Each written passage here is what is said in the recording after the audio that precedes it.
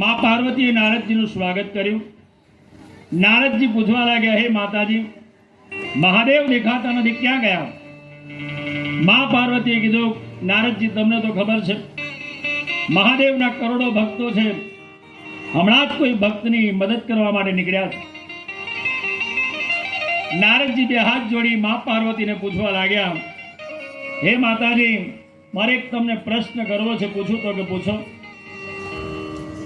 કે તમારું મૃત્યુ વારંવાર થાય અને મહાદેવનું મૃત્યુ વારંવાર થતું નથી, તેઓ અજર છે, અમર છે, કાલના પણ મહાકાલ બન્યા છે, એનું કારણ શું? નારદજીએ મા પાર્વતીને આવો પ્રશ્ન કર્યો।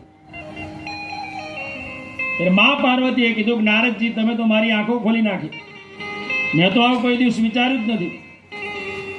ખરેખર મારું વારંવાર મૃત્યુ થાય અને મહાદેવનું મૃત્યુ થતું નથી, આ એક રહસ્ય છે।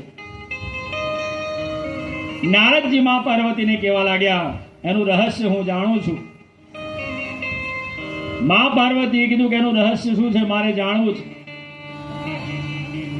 ત્યારે નારદજી કહેવા લાગ્યા, મા પાર્વતીને એક મહાદેવ પાસે અમર કથા છે, એ અમર કથાના પ્રભાવથી મહાદેવ અજર અમર બન્યા છે, જન્મ મૃત્યુના ચક્કરમાંથી છૂટી ગયા છે। તો કે કેવી અમર કથા? ત્યારે નારદજીએ મા પાર્વતીને કીધું, શ્રીમદ ભાગવતની અમર કથા મહાદેવ પાસે છે અને એના કારણે જ મહાદેવ અજર અમર બન્યા છે, ત્રિલોકી વિજય બન્યા છે। મારે નારદજી મા પાર્વતીને કહેવા લાગ્યા કે તમે પણ શ્રીમદ ભાગવતની કથા શ્રવણ કરો અને જન્મ મૃત્યુના ચક્કરમાંથી છૂટી જાઓ। આટલું કહી નારદજી ચાલ્યા ગયા। તો મા પાર્વતી વિચારવા લાગ્યા કે અત્યાર સુધી મહાદેવે વેદોની ચર્ચા કરી, પુરાણોની ચર્ચા કરી, શાસ્ત્રોની ચર્ચા કરી, ઉપનિષદોની ચર્ચા કરી, યંત્ર મંત્ર તંત્ર જંત્રની ચર્ચા કરી, પરંતુ આ ગુપ્ત રહસ્યની વાત ના કરી।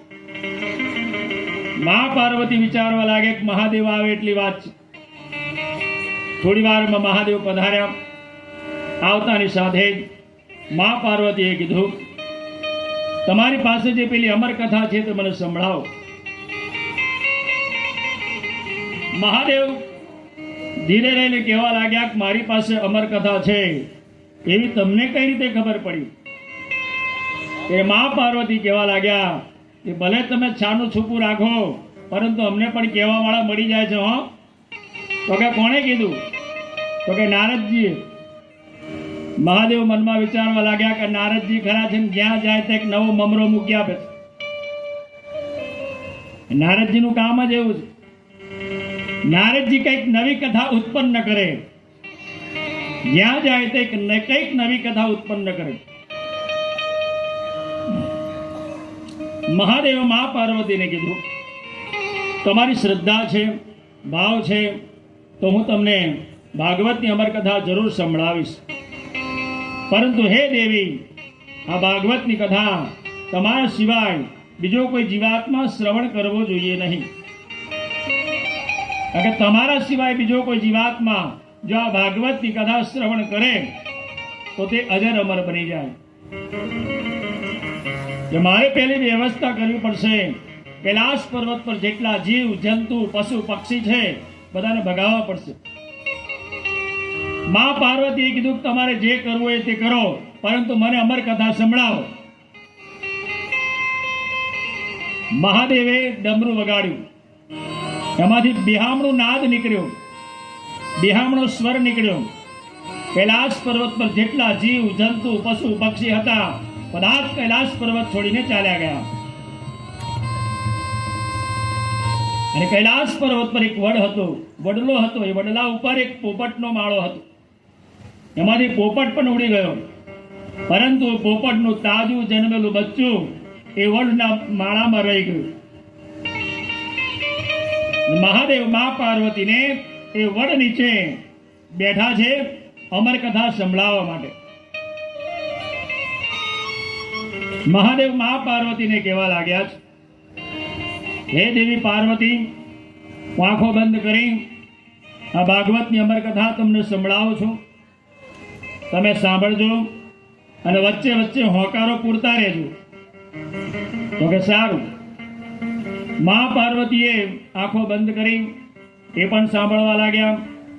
ભગવાન શિવજીએ આંખો બંધ કરી ભાગવતની અમર કથા કહેવાની શરૂઆત કરી. અને મા પાર્વતી હું હું કરીને હોંકારો પૂરતા જાય.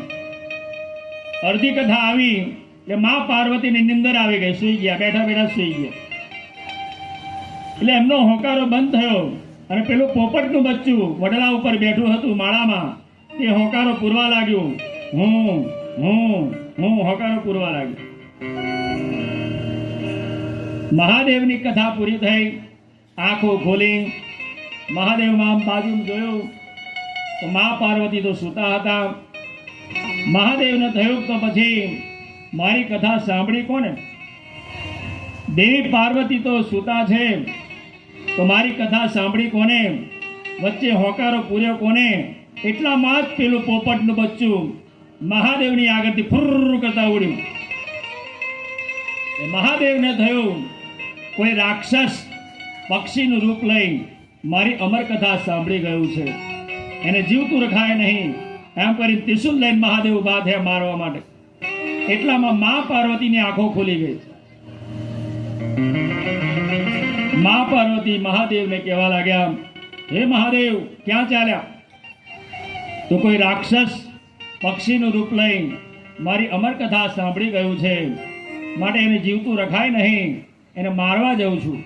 ત્યારે મા પાર્વતીએ જવાબ આપ્યો, હે મહાદેવ, હે સ્વામી, હવે એ પક્ષીને તમે મારી શકશો નહીં. તો કે કેમ?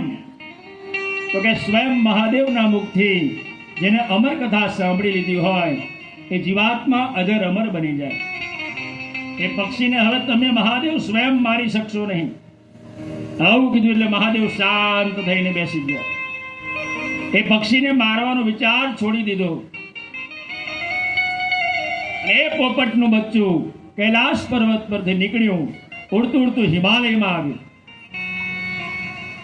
હિમાલયમાં વેદ વ્યાસના આશ્રમ ઉપર આવી પહોંચ્યું. અને વેદ વ્યાસના પત્ની અરણી દેવી આશ્રમની બહાર બેઠા હતા. હવે સંયોગવશાત અરણી દેવીને બગાસું આવ્યું અને પેલા પોપટના બચ્ચાએ અમર કથા સાંભળી લીધી હતી, એટલે બધી સિદ્ધિઓ પ્રાપ્ત થઈ ગઈ હતી. એટલે સૂક્ષ્મ રૂપ લીધું અને અરણી દેવીના મુખમાં પ્રવેશ કરી દીધો. અને અરણી દેવીના ઉદરમાં પેટમાં જઈને બેઠું એ પોપટનું બચ્ચું. અને એ પોપટનું બચ્ચું એ જ સુખદેવજી મહારાજ. બોલીએ શ્રી સુખદેવજી મહારાજ કી જય. હવે અરણી દેવી ગર્ભવતી બન્યા. 9 માસ થયા, પરંતુ સુખદેવજીએ જન્મ ધારણ ન કર્યો. વેદ વ્યાસજી પ્રાર્થના કરવા લાગ્યા, બેટા વર્ષ પૂરું થઈ ગયું, 12 મહિના પૂરા થઈ ગયા, હવે તો તું જન્મ ધારણ કર. તોય જન્મ ધારણ ન કર્યો. બીજું વર્ષ પૂરું થયું ત્યારે ફરીથી વેદ વ્યાસે પ્રાર્થના કરી કે તારી માતાને ઉદરમાં પીડા થાય છે, હવે જન્મ ધારણ કરી લે. તોય સુખદેવજીએ જન્મ ધારણ ન કર્યો. ત્રીજા વર્ષે પ્રાર્થના કરી, ચોથા વર્ષે પ્રાર્થના કરી. આમ કરતા કરતા 15 વર્ષ વીતી ગયા. સુખદેવજી પોતાની માતાના ઉદરમાં 15 વર્ષ રહ્યા. અને 16મું વર્ષ જ્યાં પૂરું થવા આવ્યું ત્યાં વેદ વ્યાસજીએ ફરીથી પ્રાર્થના કરી, બેટા સુખ, હવે જન્મ ધારણ કરી લે, તારી માતાથી આ પીડા સહન થતી નથી. 16 વર્ષ વીતી જવા આવ્યા છે. ત્યારે અંદરથી સુખદેવજીનો દિવ્ય અવાજ સંભળાયો, હે પિતાશ્રી, મને વચન આપો કે બહારની માયા મને ન લાગે તો હું જન્મ ધારણ કરું. ત્યારે વેદ વ્યાસજી કહેવા લાગ્યા, એ મારા હાથમાં નથી, હું પરમાત્માને પ્રાર્થના કરું. અને વેદ વ્યાસ ભગવાન શ્રી હરિનારાયણને પ્રાર્થના કરી.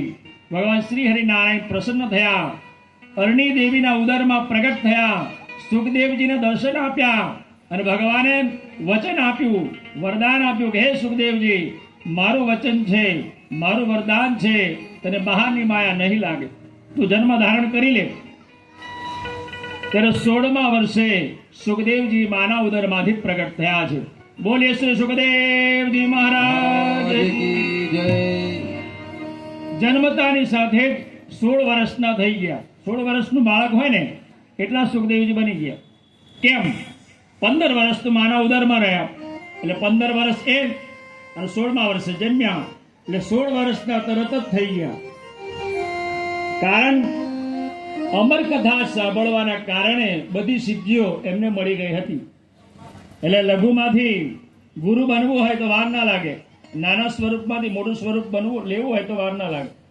16 વર્ષના તરત જ થઈ ગયા અને જન્મતાની સાથે જ દિગંબર અવસ્થામાં, નગ્ન અવસ્થામાં જ આ સુખદેવજી માતા પિતાને છોડી, આશ્રમને છોડી ચાલવા લાગ્યા, દોડવા લાગ્યા. અને વેદ વ્યાસજી પોતાના પુત્ર સુખદેવજીને પાછળ પકડવા માટે દોડ્યા. બેટા સુખ ઉભો રહે, બેટા સુખ ઉભો રહે, ક્યાં ચાલ્યો બેટા સુખ ઉભો રહે. સુખદેવજી સાંભળતા જ નથી, દોડતા જાય, દોડતા જાય. આગળ એક સરોવર આવ્યું. સરોવરના કિનારેથી સુખદેવજી પસાર થયા. નગ્ન અવસ્થામાં હતા, દિગંબર હતા, એક પણ વસ્ત્ર શરીર પર ધારણ કર્યું ન હતું. અને એ સરોવરમાં 4-5 સ્ત્રીઓ સ્નાન કરતી હતી. એ સ્ત્રીઓએ સુખદેવજીને નમસ્કાર કર્યા, દર્શન કર્યા. સુખદેવજી તો ત્યાંથી આગળ જંગલમાં ચાલ્યા ગયા. હવે પાછળ દોડતા વેદ વ્યાસજી સરોવર કિનારે આવ્યા. ત્યારે એ સ્ત્રીઓએ તરત જ વેદ વ્યાસને જોઈ વસ્ત્રો ધારણ કરી લીધા. વેદ વ્યાસજી ત્યાં ઉભા રહી ગયા. વેદ વ્યાસજીએ એ સ્ત્રીઓને પૂછ્યું, મારો 16 વર્ષનો યુવાન દિગંબર પુત્ર નગ્ન અવસ્થામાં અહીંયાથી પસાર થયો, એને જોઈને તમે દર્શન કર્યા, નમસ્કાર કર્યા અને મને જોઈને વસ્ત્રો ધારણ કરી લીધા, એનું કારણ શું? ત્યારે એ સ્ત્રીઓ જવાબ આપ્યો કે હે વેદ વ્યાસજી, તમારો પુત્ર સુખદેવજી પરમહંસ છે. તમારા સુખદેવ ઉપર માયાનું આવરણ નથી. તમારા પુત્રની અંદર કામ, ક્રોધ, મદ, લોભ, મોહ, છળ, કપટ, ઈર્ષા, નિંદા, તારું મારું, વેર ઝેર, દ્વેષ ભાવના આદિ આ ષડરીપુઓ જે કહેવાય, અંદરના શત્રુઓ કહેવાય, એ સુખદેવજીની અંદર નથી. તમારા સુખદેવની અંદર સ્ત્રી કોને કહેવાય, પુરુષ કોને કહેવાય, એની પણ ભેદ નથી. સ્ત્રી પુરુષને સમાન ગણે છે. માટે અમે તેમને નમસ્કાર કર્યા. અને એ સ્ત્રીઓ વેદ વ્યાસજીને કહેવા લાગી, હે વ્યાસજી, જ્યારે તમારી ઉપર માયાનું આવરણ છે, જે જ્ઞાન અવતાર કહેવાય, 18 પુરાણોની રચના કરી, એને પણ એ સ્ત્રીઓએ જવાબ આપી દીધો કે તમારી ઉપર માયાનું આવરણ છે. તમારી અંદર કામ, ક્રોધ, મદ, લોભ, મોહ, છળ, કપટ, ઈર્ષા, નિંદા, તારું મારું, વેર ઝેર છે. તમારી અંદર દ્રષ્ટિભેદ છે કે સ્ત્રી કોને કહેવાય ને પુરુષ કોને કહેવાય એ તમને ખબર છે. એટલા માટે અમે વસ્ત્રો ધારણ કરી લીધા. આ સાંભળતાની સાથે જ વેદ વ્યાસના પગ નીચેથી ધરતી ખસી ગઈ. વેદ વ્યાસને થયું, મારો પુત્ર સુખદેવ મારા કરતા જ ચડી જાતો. ધન્ય છે બેટા, યોગ્ય ગુરુના શરણમાં જજે. હે સુખ, યોગ્ય ગુરુના શરણમાં જજે. આટલી હાક મારી વેદ વ્યાસ પોતાના આશ્રમ ઉપર પાછા ફર્યા. 2-4 દિવસ વીત્યા અને વેદ વ્યાસજી પોતાના શિષ્યોને વેદ, પુરાણ, શાસ્ત્ર આ બધું ભણાવતા હતા. ત્યારે અચાનક વેદ વ્યાસની મનોવેદના પ્રગટ થઈ ગઈ અને વેદ વ્યાસજી પોતાના શિષ્યોને કહેવા લાગ્યા, મારે પણ તમારા જેવો એક પુત્ર હતો, પરંતુ જન્મતાની સાથે જ છોડીને ચાલ્યો ગયો છે. જો આજે હોત તો તમારી સાથે જ બેસાડત અને તમારી સાથે જ વેદ, પુરાણ આ બધું ભણાવત, અભ્યાસ કરાવત એનો. એટલે શિષ્યો બોલી ઉઠ્યા, ગુરુદેવ, એ તમારો પુત્ર ક્યાં છે, ક્યાં ગયો? ત્યારે વેદ વ્યાસજીએ કીધું, અમને છોડીને અહીંયાથી આગળ સરોવર છે, એની આગળ એક જંગલ છે, ત્યાં ચાલ્યો ગયો છે. એ શિષ્યો બોલ્યા, ગુરુજી, તમે આજ્ઞા આપો તો તમારા પુત્રને અમે પાછો લઈ આવીએ. તો કે મેં બહુ પ્રયત્ન કર્યો પરંતુ પાછો આવ્યો નથી. તમે પ્રયત્ન કરો, જાઓ. ગુરુની આજ્ઞા થઈ. શિષ્યો એ જંગલમાં ગયા, શોધવા લાગ્યા, ક્યાંય એ સુખદેવજી ન મળ્યા. છેવટે શિષ્યોએ ભાગવતના શ્લોકોનું ગાન ચાલુ કર્યું. बर्हापीडं नटवरवपुः कर्णयोः कर्णिकारं बिभ्रद्वासः कनककपिशं वैजयन्तीं च मालां रन्ध्रान् वेणुरधरसुधयां पूरयन् गोपवृन्दैर्वृन्दारण्यं स्वपदरमणं प्राविशद्गीतकीर्तिः। ભાગવતના શ્લોક જ્યાં ચાલુ કર્યા શિષ્યોએ ત્યાં તો સુખદેવજી તરત પ્રગટ થઈ ગયા। અરે સુખદેવજી શિષ્યોને પૂછવા લાગ્યા, આટલા સુંદર શ્લોકો તમે ક્યાંથી શીખી લાયા છો? શિષ્યએ કીધું, અમારા ગુરુ પાસેથી। અમારી પાસે તો બે ચાર નમૂના છે, આખું ગોડાઉન તો અમારા ગુરુજી પાસે પડ્યું છે। આવા લાખો શ્લોકો અમારા ગુરુજીને કંઠસ્થ છે। તમારે સાંભળવા હોય, શીખવા હોય, સમજવા હોય, ગાવા હોય, તમારા ગુરુજીના આશ્રમ પર પધારો।